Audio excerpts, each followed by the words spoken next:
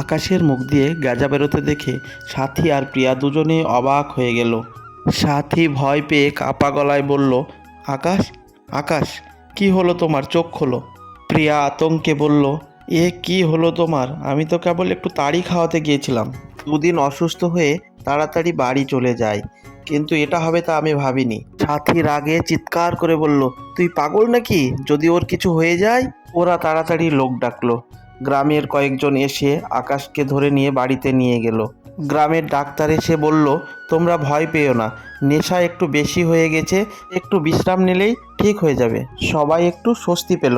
রাতে আকাশের জ্ঞান ফিরল। চোখ খুলতেই দেখলো সাথী ওর পাশে বসে আছে। আকাশ প্রিয়া ভেবে বলল, প্রিয়া, তুমি এখনো এখানে বসে আছো? সাথী একটু ভেবে বলল, হ্যাঁ, আমি আছি, কিন্তু তার চোখে পানি। আকাশ বলল, আজকে তুমি খুব ভয় পেয়ে গিয়েছিলে, তাই না? সাথী আর নিজেকে সামলাতে পারল না। সে বলে ফেলল, না, আমি প্রিয়া না, আমি সাথী। আকাশ অবাক হয়ে উঠে বসে পড়ল। কি বললে? তুমি প্রিয়া না সাথী? ঠিক সেই সময় প্রিয়া ঘরে প্রবেশ করলো। প্রিয়া মাথা নিচু করে বলল, হ্যাঁ আকাশ, সাথী প্রিয়া না, আমি প্রিয়া। আমরা মিথ্যে বলেছি। আকাশ শান্ত গলায় বলল, কেন? প্রিয়া কাঁদতে কাঁদতে বলল, আমি অন্য কাউকে ভালোবাসি, তার নাম রাজ। রাজকে আমি ছোটবেলা থেকেই ভালোবাসি, কিন্তু তোমার সঙ্গে আমার ছোটবেলা থেকে বিয়ে ঠিক করা ছিল, সেই জন্য আমি ভয় পেয়ে বলতে পারিনি। ঘরটা কিছুক্ষণের জন্য নিশ্চুপ হয়ে গেল। তারপর আকাশ একটু হাসলো এবং বলল, তোমরা এই জন্য আমার সঙ্গে এত দুষ্টুমি করছো? প্রিয়া বলল, তুমি রাগ করনি? আকাশ বলল, না, কারণ আমি প্রথম দিন থেকেই বুঝতে পেরেছিলাম। তুমি বুঝেছিলে? হ্যাঁ, কারণ আমি ছোটবেলায় খুব প্রিয়াকে চিনতাম, আর তুমি যখন কথা বলছিলে তখন আমি ঠিক বুঝতে পেরেছিলাম তুমি সাথী। প্রিয়া অবাক, তাহলে কিছু বলনি কেন তুমি? আকাশ সাথীর দিকে তাকিয়ে বলল, কারণ আমি দেখতে চেয়েছিলাম এই মিথ্যের পেছনে সত্যিটা কি আছে।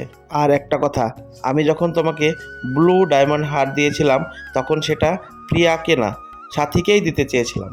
সাথী অবাক, আমাকে? হ্যাঁ, তোমাকে, কারণ এই কয়েকদিনে আমি তোমাকে বুঝতে পেরেছি যে তুমি সত্যি কথা বলতে ভয় পাও না, আর তুমি আমাকে নিয়ে সত্যিই চিন্তা করো। সাথীর চোখে পানি চলে আসলো। আকাশ বলল, যদি চাও সত্যিকারের প্রিয়া হতে পারো তুমি আমার জীবনের। ঘরে সবাই চুপ। প্রিয়া হেসে বলল, এই তো ভালো, আমি রাজকে বিয়ে করব আর আমার সাথী হবে আকাশের বউ।